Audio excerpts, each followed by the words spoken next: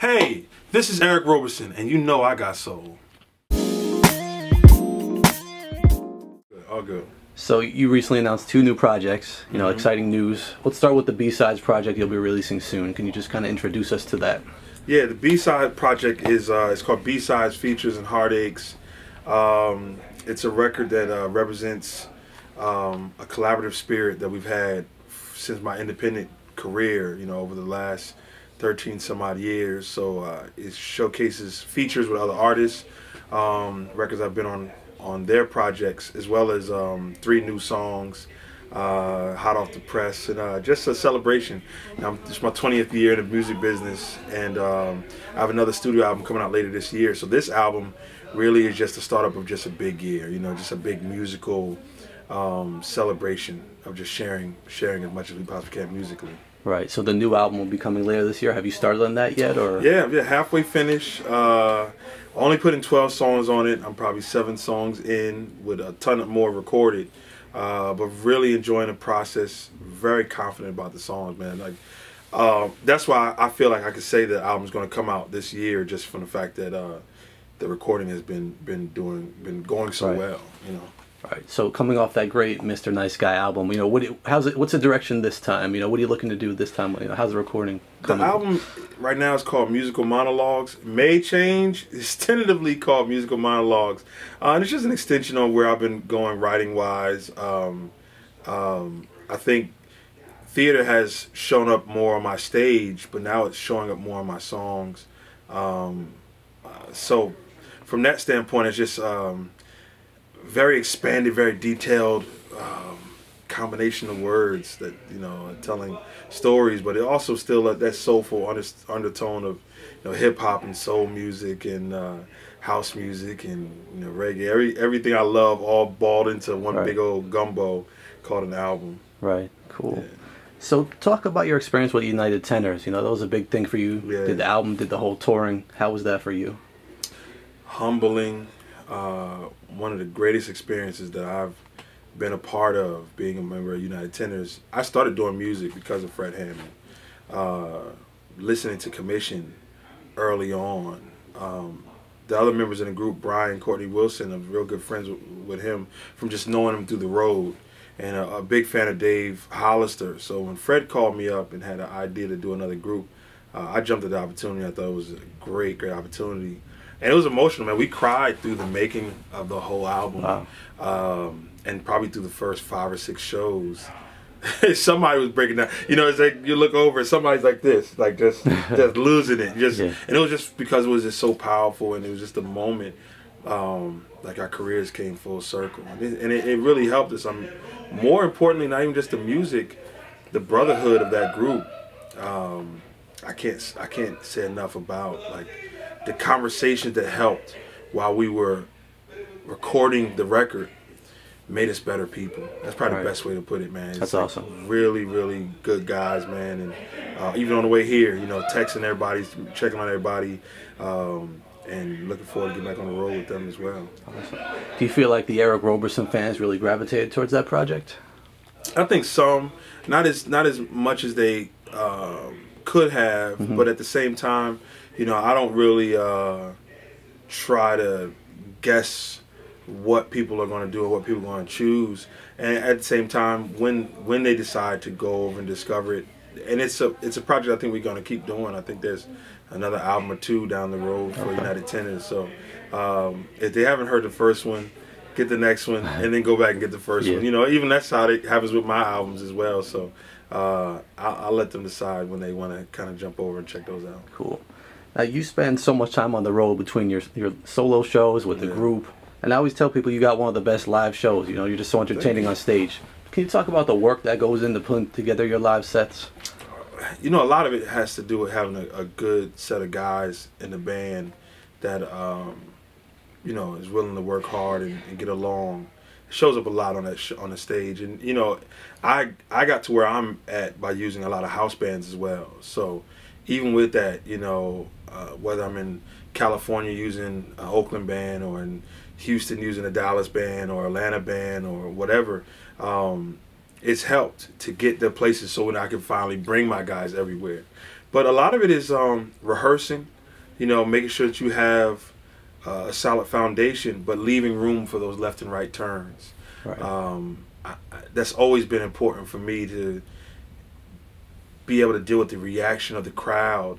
And if something funny happens on stage or happens in the audience, we're taking it, we're adding it to the show. You know what I mean? Yeah. All the jokes, all the skits that you pretty much see that happens in my shows, they were created right there on the stage. It's not really, you know, me at home with a pad and a pen in the studio trying to figure out something funny to do. It's usually, you know, we're doing something, and then we just make a right turn or a left turn, and I think the crowds look forward to that now.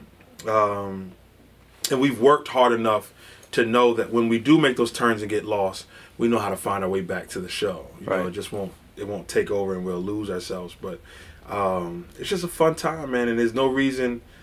You know, it's funny, we're doing this at SOBs, and you know, this show here, Soul Village, has helped out a lot. You know, I've spent so much time on this stage, and I remember, truth be told, the last bad show I ever had was at SOBs. Last time I walked on stage was like, that was a bad show. Yeah. And I remember, and that was, I mean, it was years ago. It was probably, you know, before I even put out my first indie album. And it was just because I had a stylist, brought a whole bunch of clothes, and just did a way too much. I was trying to be way too cool and way too sexy and way too perfect, and had some clothes on I wasn't comfortable in, and just a whole bunch of stuff. And I realized I was not me on that stage. And I decided never again. You know, next time I'm gonna get up and just be who I am. Right. Have a good time, and you know, from that point on, man, it's been smooth sailing. Cool. Now, Eric Roberson, you know, you're looked at as the pioneer of this indie movement in R&B. I mean, you're the one who kind of started out, made people change their way of thinking. Wow. Years ago. I mean, that's how I view you. I think many others do as well. And I kind of always tell upcoming artists to look at your story, look at your journey, and realize they can do it too. They don't need a major label. You didn't need one starting out. So can you kind of talk about what it was like in the beginning, starting out, and the highs and lows you experienced trying to make it? Right. Well, you know, my path was, you know, at one point I wore the title of being signed and dropped by every record label you could possibly imagine.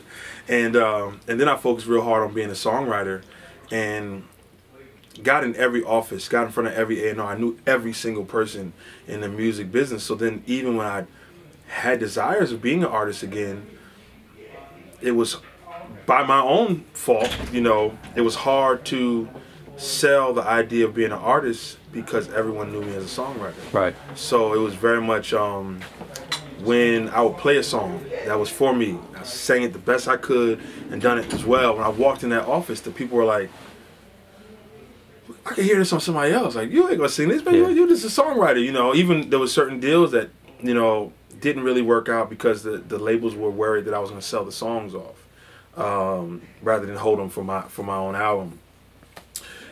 So watching a lot of people get signed and the stuff really falling through, it just, for me, it just started, man, it really started as a hobby. Like, I had these songs that were too personal for me to sell. Let me just, whoever wants them can have them. You know, really, it was as simple as that. Whether it sold 2 copies or whatever. And a lot of my peers that were signed looked at me like I was crazy. Like, why are you doing that? You're wasting music and the whole nine. But it was just something I needed to do. My first album was called Esoteric, and that means only meant to be understood by a chosen few. And, you know, it was really the girl that I just broke up with. It was for her to understand, and at the same time, the parallel of people who weren't satisfied with what was happening musically. It was for them, and if 5 people bought it, 5,000 people, 5 million, it didn't really matter. Right. But the fans discovered the record and challenged me to take it serious and to do more, and that's where the Vault started. The Vault album was really people responding from different countries and on these different forums and stuff, and they were saying, we want more of this, and we want you to continue doing it. You know, at that point, I released my first album. I thought I was just gonna go back to songwriting and producing and just not really bother with it anymore. But you know, from there, it was, once I realized that it was something, the goal was really to win people over one at a time. Right. You know, and for me, the goal was get on stage, and then my show was really a challenge to dare you to walk past me after the show was over, because I'm gonna be standing at the exit with my CD, and I've given you an hour and a half on that stage, and I've done everything I possibly can. And the whole thing was on that show was all about, at the end of this show, I'm gonna be standing here with the CD, and can you walk past me without buying the CD? You know, and that was the whole thing, man. And you know, a lot of it was selling CDs so I could get home and picking up bands, and you know, and I had a real supportive family, man, and who helped out a lot, and it just grew. It really grew to where that one person bought the CD and then brought a friend with them the next time, and you won that person over. That person brought somebody, and before you know it, we watched, you know, Washington D.C. perfect example, where I remember my first show was maybe 50, 60 people were at the show. You know, a little small spot called Bohemian Cavern, and now that we do shows there, man, with 1,000 people or more, it's like, it's crazy to see that it's grown that, and it really didn't have the radio that, you know, a lot of people have, or the huge marketing dollars. It really came by standing by the door saying, hey man, if you felt something, you know, support it, you know, and come back next time. Right. And then before you know it, we had it to where we're at now. Love that story. Yeah, man. And just finally, what would you say, I mean, you're here at Soul Village for all these years now. You see these artists come through, the ones trying to break in. Yeah. What would you say is the biggest thing for them to be successful in this career? Taking it from the stage, from doing their first project to getting that exposure. What is the biggest thing they need to do, in your opinion? There's no right or wrong way to be successful in this music business. I've seen people grow from their parents' basement to, you know, multi-platinum selling artists and producers, and it's all been different stories. It's all been different ways. What I would tell everybody is to trust your spidey sense, that if it doesn't feel right, really doesn't feel right, that it's not right. And also trust that if it feels right, it is right. Like learning that ability to listen to yourself, because that's probably not going to steer you wrong. So with us, there's no right or wrong way to write a song. You have to find your way. There's no right or wrong way to be successful in the music business. You have to find your way. I've been in this business for 20 years. My first 10 years was struggling because I tried to do it everybody else's way.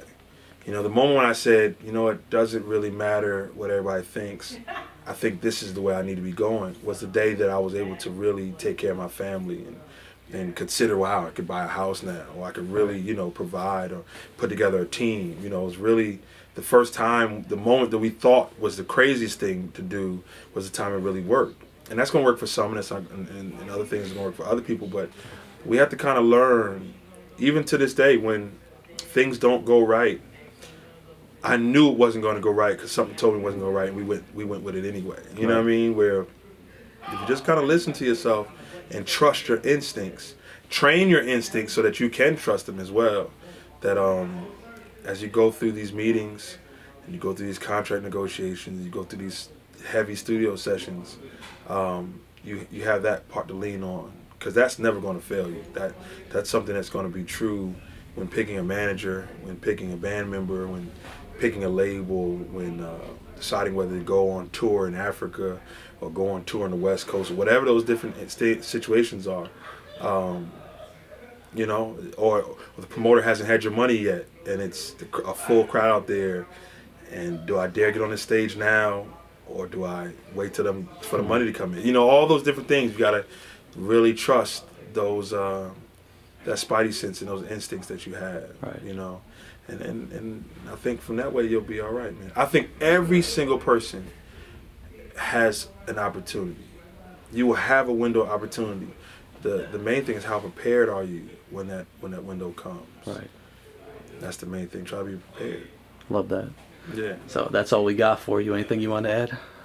Just thank you, man. You know, this album, the B-Sides album, is an album that celebrates a collaborative spirit, and it really means that in a full aspect, that the fans collaborate with us as well to make what we do art. So I just thank everybody for collaborating with what we do, and you know, making the shows what they are, making the albums what they are, and we're gonna continue to keep rocking. It's awesome.